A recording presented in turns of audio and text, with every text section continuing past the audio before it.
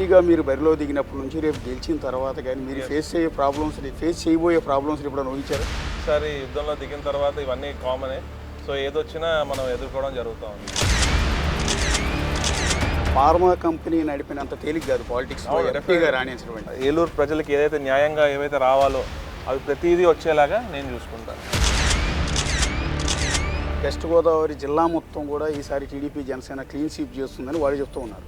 ఏ రోజైనా మేము వస్తే ఇది మంచి చేస్తామని చెప్పి ఏ రోజు జనసేన పార్టీ చీఫ్ చెప్పలేదు.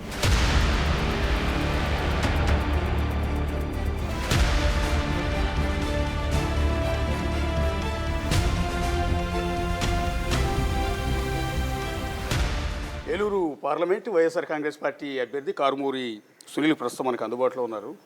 ఎక్స్పెక్ట్ చేశారంటే అసలు బేసిక్గా మీరు ఎంపీ అభ్యర్థిగా మీ పేరు ప్రకటిస్తారు అని, మీరు ఎన్నికల్లో పోటీ చేస్తానని అసలు ఎక్స్పెక్ట్ చేయలేదండి. జస్ట్ 4 hours ముందు, 1 day ముందు పేరు ఉందని తెలిసింది, 4 hours ముందు తెలిసింది. జస్ట్ సో ఇలా జగన్మోహన్ రెడ్డి గారు ఆదేశించారు కాబట్టి ఇంకా మనం రంగంలో దిగి ముందుకెళ్ళడం జరుగుతుంది. మీ ఏజ్ ఎంత అండి చెప్పచ్చు?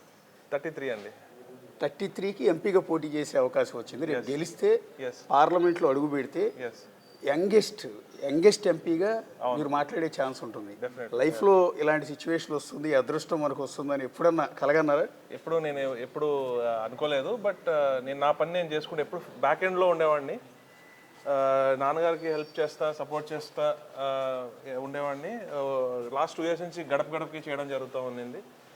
జగన్మోహన్ రెడ్డి గారు ఆదేశించారు కాబట్టి నేను ముందుకెళ్ళి పార్టీకి, జగన్మోహన్ రెడ్డి గారికి మంచి పేరు వచ్చేలాగా కష్టపడతాను. ఇప్పుడు గోదావరి జిల్లాలో పర్టికులర్గా వెస్ట్ గోదావరి అంటే నాన్నగారి పేరు తెలియని వాళ్ళు ఉండరు. కారుమూరి నాగేశ్వరరావు అంటే ఆ బ్రాండ్ అట్లా తణుకు నుంచి కారుమూరి నాగేశ్వరరావు అంటే ఆ బ్రాండ్ వచ్చేసింది.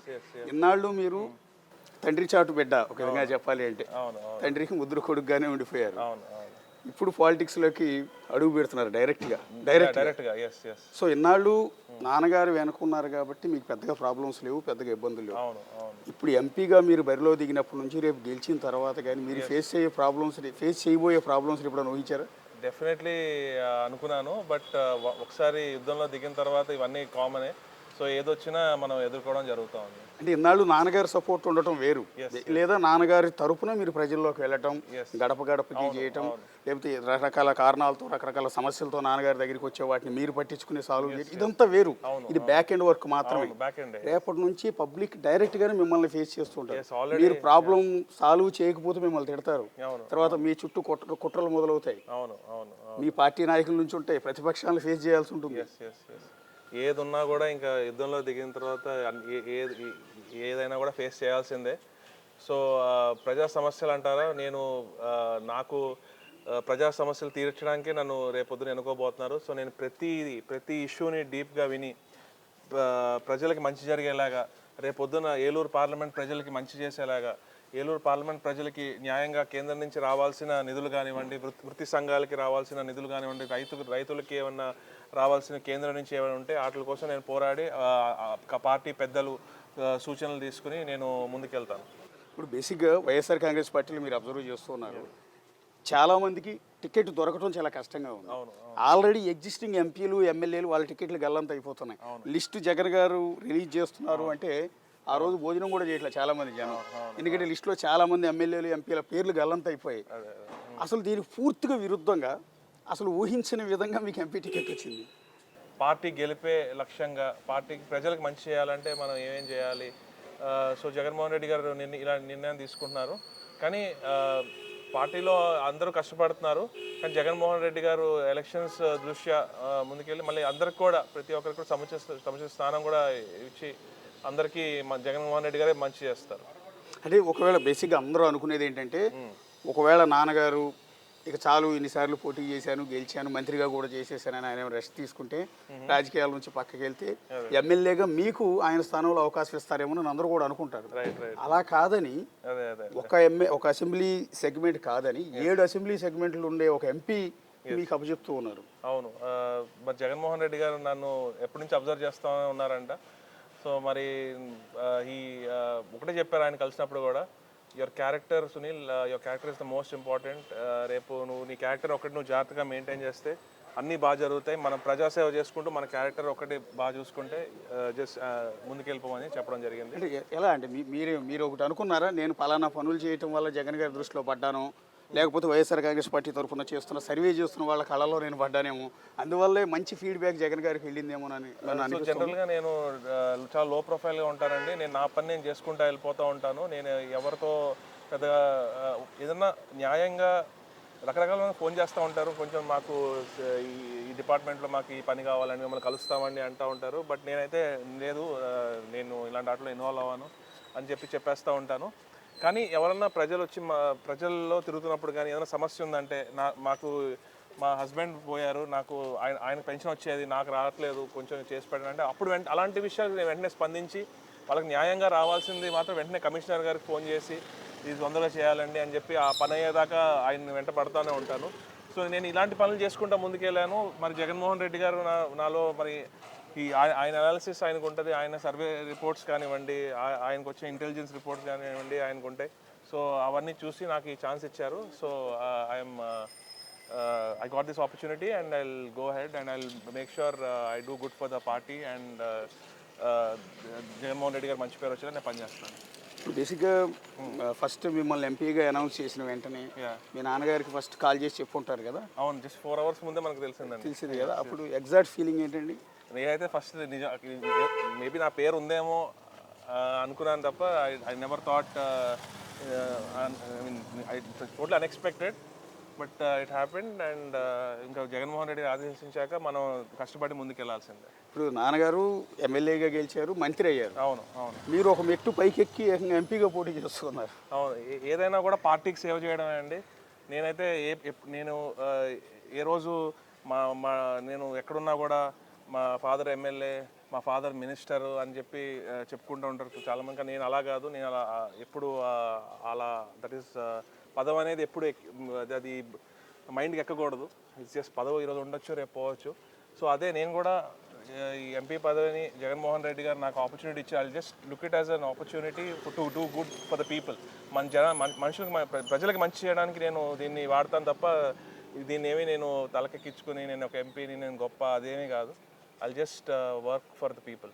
ఇప్పుడు బేసిక్గా మీరు ఎంపీగా పోటీ చేయబోతున్న ఏలూరు పార్లమెంట్ నియోజకవర్గం గురించి మీకేం తెలుసో అడిగితే ఒక 4 ముక్కలు ఏం చెప్తారు? నేను మీరు తన గురించి ఒక బ్రాండ్ అన్నారు, కార్బన్ నాగేశ్వరరావు. కానీ కార్బన్ నాగేశ్వరరావు గారు జడ్పీ చైర్మన్గా ఏలూరు నుంచి ఒక బ్రాండ్గా స్టార్ట్ అయ్యారు. సో 2006 to 2009 ఏలూరులో జడ్పీ చైర్మన్గా ఉండడం, ఆ టైంలో జిల్లాకి మంత్రి కూడా లేకపోవడంతో రాజశేఖర రెడ్డి గారు ఆ టైంలో కార్బన్ నాగేశ్వరరావు లీడ్ తీసుకోమనడం జరిగింది. ఆయన ఇన్ఛార్జ్గా ఉండేవారు. అలానే ఫండ్స్ విషయంలో కూడా ఆ టైంలో జిల్లా పరిషత్లో చాలా ఫండ్స్ ఉండేవి. జనరల్గా ఫండ్స్ ఉన్నప్పుడు మామూలుగా ఆఫీస్లో ఉండి పనులకి సైన్ చేసేవారు. కానీ కార్బన్ నాగేశ్వరరావు గారు ఆన్ ఫీల్డ్ ఊర్లకి వెళ్ళి ఆ ఊర్లో ఆ సమస్య చూసి ఆ సమస్య పరిష్కరించి అక్కడికక్కడే ఫండ్స్ రిలీజ్ చేసేవారు అనమాట. సో ఆ టైంలో నేను అప్పుడు 17 years అప్పుడు నేను కూడా ఆయన వెంట తిరిగేవాడిని. క్యారేజీ కట్టుకుని ఏలూరు నుంచి పోలవరం వెళ్ళి మళ్ళీ నైట్కి తిరిగి వచ్చేవాళ్ళము. సో చాలా ఊర్లు తిరిగేవాళ్ళము. ఆ టైంలో అవన్నీ చూడడము, ప్లస్ అలానే 2014లో దెందులూరులో పోటీ చేశారు కార్బన్ నాగేశ్వరరావు గారు. ఆ టైంలో కూడా అక్కడ ఉన్న నాయకులతో కానీ అక్కడ నాకున్న పరిచయాలు, నేను అక్కడ కాన్స్టిట్యున్సీ మొత్తం తిరగడం జరిగింది. చాలా రౌండ్గా ఉంటుంది మొత్తం ఏలూరు చుట్టూ, చాలా పెద్ద కాన్స్టిట్యున్సీ అది. సో అక్కడ అందరితో పరిచయాలు అవన్నీ చూసి ఎప్పుడు బ్యాక్ ఎండ్లో ఉండేవాడిని, ఫ్రంట్ ఎండ్లో ఉండేవాడిని కాదు. ఇప్పుడు ఫ్రంట్ ఎండ్ రావడం జరిగింది. And I will be working hard. Pharma company నడిపినంత తేలిక కాదు పాలిటిక్స్ ఎంపీగా రాణించడం అంటే. ఇక్కడ సమస్యల మీద పార్లమెంట్లో నిలదీయటం కావచ్చు, కేంద్రాన్ని ఒప్పించి కేంద్రం మీద ఒత్తిడి పెంచి నిధులు తీసుకురావటం కావచ్చు, ప్రజా సమస్యలు పరిష్కరించడం, ఒక బెస్ట్ ఎంపీగా అనిపించుకోవడం అనేది ఫార్మా కంపెనీ నడిపినంత తేలిక కాదు. అది ఐడియా ఉందా మీకు? అబ్సల్యూట్లీ ఉందండి. కానీ నేను మాత్రం ప్రజల కోసం ఏవైతే ఉన్నాయో పెద్దల సలహాలు సూచనలు తీసుకుని, ఇప్పుడు ఏదైతే మన ప్రెసిడెంట్ ఎంపీ గారు ఉన్నారో శ్రీధర్ గారు, ఆయన నన్ను గైడ్, ఆల్రెడీ ఆయనతో మాట్లాడడం జరుగుతూ ఉంది, ఆయన నన్ను గైడ్ చేస్తున్నారు. సో నేను ఏదైతే ఏలూరు ప్రజలకి ఏదైతే న్యాయంగా ఏవైతే రావాలో అవి ప్రతిదీ వచ్చేలాగా నేను చూసుకుంటాను. ఇప్పుడు బేసిక్గా మిమ్మల్ని అడగచ్చో లేదు, ఆల్రెడీ కోటగిరి శ్రీధర్ ఆయన్ని కాదని సిట్టింగ్ ఎంపీని పక్కన పెట్టి యంగ్స్టర్ మిమ్మల్ని తీసుకొచ్చి ఆ స్థానం అప్పచెప్పారు. సహజంగా శ్రీధర్ గారు పైకి చెప్పరు కానీ లోపల అలుగుతారు, బాధపడతారు. వాళ్ళ నుంచి కోఆపరేషన్ నిజంగా ఉంటుందని ఎక్స్పెక్ట్ చేస్తారా? శ్రీధర్ గారు is one of the greatest person I met. ఆయన ఎంత ఓపెన్ హార్టెడ్ అంటే ఆయన కూడా అబ్రాడ్లో ఉండొచ్చారు. మీరు షాక్ అవుతారు. నా పేరు ఫస్ట్ సీఎం గారే ప్రపోజ్ చేసింది కోటగిరి శ్రీధర్ గారే. ఆయనే ప్రపోజ్ చేసి సునీల్ అయితే బాగుంటుందని చెప్పి ప్రపోజ్ చేశారని చెప్పి ఆయనే నాకు చెప్పడం జరిగింది. ఆయన నాకు ఇప్పుడు లాస్ట్ 4 days నుంచి కలిసి తిరుగుతున్నాము. ప్రతి గ్రామంలో ఆయన లీడర్స్ని నాకు పరిచయం చేయడం కానివ్వండి, అందరినీ నాకు పరిచయం చేసి ఈ కాన్స్టిట్యున్సీ గురించి ఇంకా నాకు డీప్గా నాకు సలహాలు ఇస్తూ నన్ను ముందుకు నడిపిస్తున్నారు. ఇప్పుడు మీరు ఏలూరు పార్లమెంటు పరిధిలో మీరు ఒక బీసీ కులం నుంచి ఈ స్థానం నుంచి పోటీ చేస్తున్నారు, అంటే యాదవ కమ్యూనిటీ నుంచి. యాదవ కమ్యూనిటీలో ఇంత పెద్ద స్థాయికి నాన్నగారిలాగా మంత్రి కావటం కావచ్చు, మీలాగా ఎంపీ స్థానాన్ని సంపాదించుకున్న వాళ్ళు చాలా అరుదుగా తక్కువ మంది కనపడుతుంటారు. రేపు నుంచి మీరు ఫేస్ చేయబోయేదంతా కూడా సోకాళ్ళు అగ్రకులాలుగా చెప్పే వేరే కులాల వాళ్ళతో వాళ్ళందరినీ ఎట్లా బ్యాలెన్స్ చేసుకుంటారు? ఏ కులం అయినా ఎవరైనా కూడా మనం మాత్రం మన పని మనం చేసుకుంటా ముందుకెళ్ళిపోతే, మనం కరెక్ట్గా ఉంటే, మనం ప్రజలకు మంచి చేసి సేవ చేసుకుంటూ వెళ్ళిపోతే ఎవరు ఏం చేసినా దేవుడే పైన దేవుడే చూసుకుంటాడు. ఇప్పుడు మీ పార్లమెంట్ పరిధిలో చాలా కీలకమైన హిస్టారికల్ ఇష్యూస్ 2 ఉన్నాయి. ఒకటి కొల్లేరు, రెండు ఆ పక్క పోలవరం, ఆ పక్క గోదావరి నది, ఈ పక్క చారిత్రాత్మకమైన కొల్లేరు. ఈ రెండింటి నడుమున్న కాన్స్టిట్యున్సీ మొత్తం మీదే. ఈ రెండు కూడా ఇప్పుడు సమస్యల వలవలో ఒకప్పుడు చాలా చరిత్రాత్మకం, ఎంతో హిస్టరీ, పేరు గొప్ప ఊరిదిబ్బ అన్నట్టుగా ఇప్పుడు మారిపోయింది. అవునండి. యాక్చువల్లీ ఈ రెండు చాలా కొన్ని సమస్యలు ఉండడం వాస్తవం. కానీ గత ప్రభుత్వంలో స్వయాన ప్రధానమంత్రి గారు చెప్పడం జరిగింది, చంద్రబాబు నాయుడు గారు దీన్ని ఒక ఏటీఎంలా వాడుకున్నారని. కానీ జగన్మోహన్ రెడ్డి గారు వచ్చాక గత ప్రభుత్వం చేసిన తప్పులను కూడా సరిదిద్దుకుంటూ పోలవరం తొందరగా అయ్యేటట్టు ఆయన కష్టపడుతున్నారు. కాబట్టి నేను కూడా రేపొద్దున్న గెలిచిన తర్వాత జగన్మోహన్ రెడ్డి గారికి తోడుంటూ అటు పోలవరం సమస్యలు, ఇటు కొల్లేరు సమస్యలు, ప్రజలకి ఏదైతే మంచి జరుగుతుందో అదే చేస్తారు జగన్మోహన్ రెడ్డి గారు. పోలవరం ప్రాజెక్ట్ కంప్లీట్ కావాలి అంటే మీకు తెలుసు, అక్కడ రీహాబిటేషన్ కావచ్చు, అక్కడ పునరావాసాన్ని కల్పించడం కావచ్చు, అక్కడ ఉన్న గ్రామాలను ఖాళీ చేయడానికి R&R ప్యాకేజ్ దాదాపు 50,000 కోట్లకు పైగా కావాలి. అవి అంతా ఇవ్వాల్సిందంతా కూడా కేంద్రమే. ఇంతవరకు కేంద్రం నుంచి ఫండ్స్ సరిగా రావటం లేదు. అది ఫండ్స్ రానప్పుడు చంద్రబాబు నాయుడు అయినా, జగన్ అయినా, లేకపోతే మీరైనా, ఇంకొకళ్ళైనా పూర్తి చేయటం అనేది కల్లా. మీ హయాంలో ఒకవేళ రేపు ఎంపీ అయితే పూర్తి చేస్తామన్న నమ్మకం మీకుందా? పాలిటిక్స్ పక్కన పెట్టి నిజాయితీగా మాట్లాడుతున్నానండి. జగన్మోహన్ రెడ్డి గారిని దగ్గరగా చూస్తున్నాను కాబట్టి నాకు ఆయన గోల్ అయితే ఒకటే, ఈ ప్రాజెక్ట్ని కంప్లీట్ చేసి ప్రజలకి రాష్ట్రానికి అంకితం చేద్దామని. సో ఆయన ఏదైతే వేలో వెళ్తున్నారో ఈ ప్రాజెక్ట్ త్వరగా కంప్లీట్ చేయడానికి ఆయన ముందుకు వెళ్తున్నారు. అదండి, చాలా కాలం నుంచి పోలవరం ప్రాజెక్ట్ ఇంకా పెండింగ్ లో ఉండిపోవడానికి కారణం నిధుల సమస్య. నిధులు సక్రమంగా వస్తే ఈ పాట గ్రామాలను ఖాళీ చేసేయటం, వాటర్ స్టోర్ చేయటం, ప్రాజెక్ట్ డ్యామ్ అంతా కంప్లీట్ అయింది, స్పిల్వే మొత్తం కంప్లీట్ అయింది. కానీ ఎర్త్కమ్ రాక్ఫిల్ డ్యామ్ దగ్గర నుంచి మొదలుపెట్టి ఇతర ఏదైతే వాటర్ స్టోర్ చేయడానికి కావాల్సిన మిగిలినవన్నీ కూడా కంప్లీట్ కాలేదు. ఆ నిధులు తీసుకురావడం ప్రయత్నాలు చేస్తారు. ఐ గివ్ మై ఫుల్ అండి. అవసరమైతే నేను అక్కడే ఉండి జాగ్రత్తగా రావాల్సిన నిధులను రోజు ఆన్ డైలీ బేసిస్ ఫాలోఅప్ చేసుకుంటా. నేను అలానే కొల్లేరు సమస్యలు కూడా ఆన్ డైలీ బేసిస్ ఫాలోఅప్ చేసుకుని మంచి జరిగేలాగా నేను ముందుకెళ్తాను. కొల్లేరు సమస్యల గురించి మీకే ఎక్కువ ఐడియా ఉంటుంది. వెస్ట్ గోదావరి జిల్లాకి సంబంధించి ఇక్కడే పుట్టారు, ఇక్కడే పెరిగారు కాబట్టి. ఒకప్పుడు కొల్లేరు మాదిరిగా ఉందా ఇప్పుడు? రకరకాల ఇంటర్వెన్షన్స్ వల్ల కొంచెం డిస్టర్బ్ అవ్వడం మాత్రం వాస్తవమే. కానీ ఈ ప్రభుత్వం వచ్చాక మాత్రం కొల్లేరు సమస్యలు తీర్చడానికే దృక్పథంతో ఉంది. ఆ కొల్లేరు సమస్యల్ని ఏదున్నా కూడా త్వరలో కష్టమైనా కూడా ఒక పాజిటివ్ దృక్పథంతో వెళ్తేనే మనం సమస్య పరిష్కారం దిశగా వెళ్తుంది. కొల్లేరు ఒకప్పుడు 5వ కాంటూరు కుదించారు. అప్పుడున్న ఎవరైతే అక్రమంగా చేపల చెరువులు నిర్మించారో రాజశేఖర రెడ్డి టైంలో ఆ కట్టలన్నీ బాంబులతో వేచేశారు. కొల్లేరు ప్రక్షాళన జరిగింది అనుకున్నాం. తీరా చూస్తే లాస్ట్ 10 yearsలో మళ్ళీ యథావిధిగా కొల్లేరంతా ఆక్రమణకు గురైపోయింది. మళ్ళీ గత ప్రభుత్వం వచ్చిన తర్వాత మళ్ళీ జరిగింది. కానీ ఈ ప్రభుత్వంలో మాత్రం కొల్లేరుకు మంచి చేయాలనే దృక్పథంతో ఉన్నారు కాబట్టి, గత ప్రభుత్వంలా కాదు కాబట్టి కొల్లేరు ప్రజలకు కూడా తెలుసు ఏ ప్రభుత్వం మంచి చేయాలనుకుంటుందో, ఏ ప్రభుత్వం ఇలాంటి వాళ్ళకి నష్టపరిచేలాగా చేస్తుందో అది జనాలకు తెలుసు.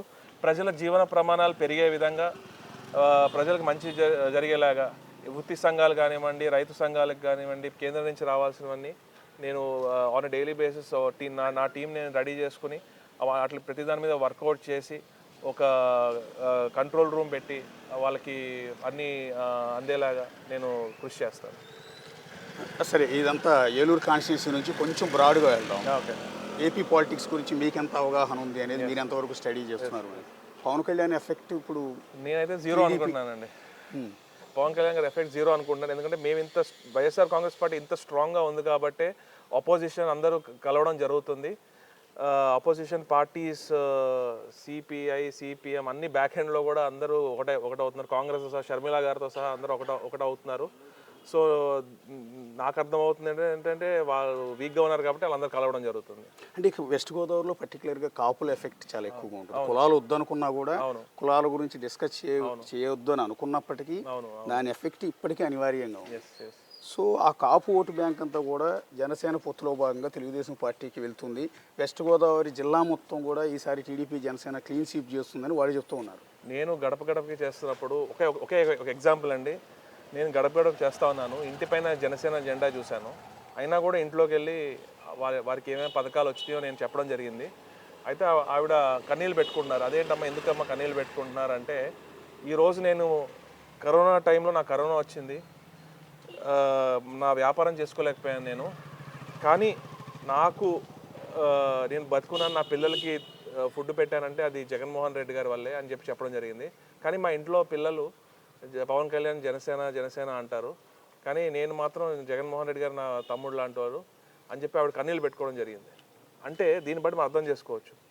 ఇప్పుడు పవన్ కళ్యాణ్ గారు ఏదో పిల్లల్ని రెచ్చగొట్టి దాని మీదే డిపెండ్ అవుతున్నారు తప్ప ఏ రోజైనా మేము వస్తే ఇది మంచి చేస్తామని చెప్పి ఏ రోజు జనసేన పార్టీ చీఫ్ చెప్పలేదు. కానీ ఈ ఎగ్జాంపుల్ మనం అర్థం చేసుకోవచ్చు. కాపులందరూ జనసేన పార్టీకి ఓటేస్తారంటే అది అసలు కలే. ముఖ్యంగా కాపు మహిళల్లో మాత్రం జగన్మోహన్ రెడ్డి గారు చొచ్చుకుపోయారు. గతంలో ఎన్నడూ లేని ఏ ప్రభుత్వంలో లేని పథకాలు జగన్మోహన్ రెడ్డి గారు ఈ రాష్ట్రంలో ఇవ్వడం జరిగింది. అలానే నెక్స్ట్ ఇంకోటి, అదే మీ పార్టీ అధినేత జగన్మోహన్ రెడ్డి గారి చెల్లెలు షర్మిల ఇప్పుడు పాలిటిక్స్లోకి వెళ్ళిపోయారు. అవును. ఎక్కడైతే మీ నాన్నగారి ప్రస్థానం కావచ్చు, రాజశేఖర రెడ్డి గారి ప్రస్థానం కావచ్చు మొదలైన అదే కాంగ్రెస్ పార్టీకి ఏపీ అధ్యక్షురాలుగా బాధ్యతలు చేపట్టారు. వచ్చిన రోజు నుంచి సొంత అన్న జగన్ మీదే కౌంటర్స్ వేయటం, ఆయన్ని ప్రశ్నించటం, విమర్శించడం మొదలు పెడుతున్నారు. ఈ ఎఫెక్ట్ ఏమైనా ఉంటుందా? నాకు చూసినప్పుడు చాలా బాధ వేస్తుందండి, చాలా జాలేస్తుంది. ఏ పార్టీ అయితే రాష్ట్రాన్ని నిట్ట నిలువులా చీల్చి ఎంతో అందరి జీవితాలని నాశనం చేసిందో ఆ కాంగ్రెస్ పార్టీ వెళ్ళడం, అలానే ఏ కాంగ్రెస్ పార్టీ అయితే రాజశేఖర రెడ్డి గారి పేరు ఎఫ్ఐఆర్లో చేర్చి జగన్మోహన్ రెడ్డి గారిని 16 నెలల్లో జైల్లో పెట్టించిందో ఆ పార్టీలో చేరడం, కాంగ్రెస్ పార్టీలో చేరడం చాలా జాలేస్తుంది. ఇంత హేస్టీ డిసిషన్ ఎందుకు తీసుకున్నారా, ఎందుకు ఇలా ఈ పొజిషన్కి వెళ్ళారా అని చెప్పి చాలా బాధగా ఉంది.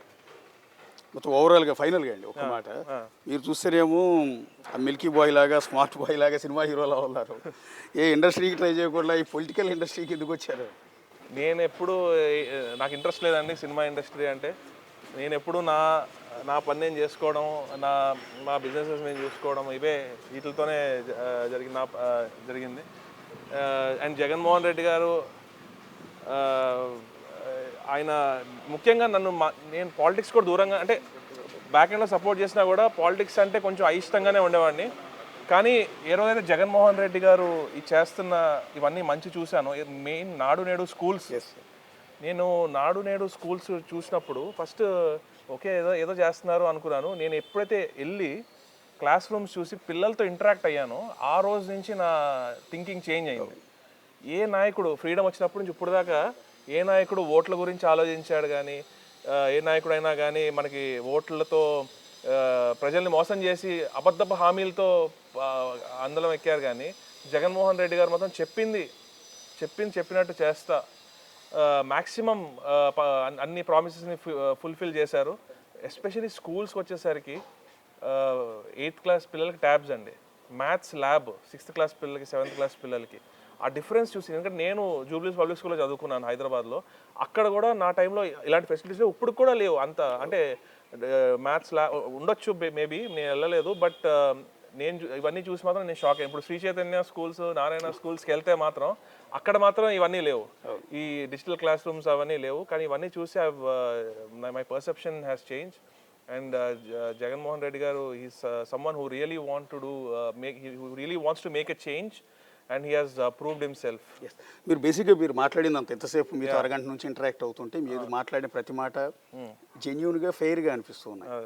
అంటే ఏదో చేయాలన్న తపన, ఏదో ప్రూవ్ చేసుకోవాలి, జనాల సమస్యలు నేను పరిష్కరించాలి అన్న అచీల్ కనపడుతుంది. కానీ ఇందాక నేను అన్నట్టు మీరు హీరో కాకపోవచ్చు, కానీ ఈ పాలిటిక్స్లో మీరు చాలా మంది విలన్స్ని ఫేస్ చేయాల్సి ఉంటుంది, చాలా కన్నింగ్ ఫెలోస్ని తట్టుకోవాల్సి ఉంటుంది, ముదురులతో డీల్ చేయాల్సి ఉంటుంది. ప్రతి ఎవరితో అన్నా కూడా మనం మాత్రం ఒక ప్లెయిన్ హార్ట్తో, ప్యూర్ హార్ట్తో ముందుకెళ్తాం. నేను ఆల్రెడీ చూస్తూనే ఉన్నాను రాజకీయాల్లో ఎలా ఉంటుందో. చూసినప్పుడు నాకు చాలా ఎక్స్పీరియన్సెస్ అయ్యాయి, చాలా బాధపడిన రోజులు కూడా ఉన్నాయి. ఈ రోజు ఇట్లా ఉన్న వాళ్ళు కూడా రేపు ఇట్లా అయిపోతారు. అవన్నీ అలవాటు అయిపోయినాయి ఆల్రెడీ, కొత్తవి కాదు. 2 years 3 years నుంచి చూస్తూనే ఉన్నాను. ఐమ్ ప్రిపేర్డ్ ఫర్ ఎవ్రీథింగ్ అండి. ఆల్ ది బెస్ట్ అండి. Thank you all the best. Thank you very much అండి. సక్సెస్ఫుల్గా మీ పొలిటికల్ ఎంట్రీని థ్యాంక్ యూ చేసుకోవాలి, పార్లమెంట్లో అడుగు పెట్టాలని ఆశిస్తూ. Thank you nice meeting. Yes, 33 ఏళ్లకే ఎంపీగా పోటీ చేసే అవకాశాన్ని దక్కించుకున్నారు కారుమూరి సునీల్. బహుశా గెలిస్తే యంగెస్ట్ ఎంపీగా పార్లమెంట్లో ఆయన అడుగు పెట్టబోతూ ఉన్నారు. సో ఎన్నో ఆశయాలతో, ఆలోచనలతో ప్రజల్లోకి వెళ్ళే ప్రయత్నం ఆయన చేస్తూ ఉన్నారు.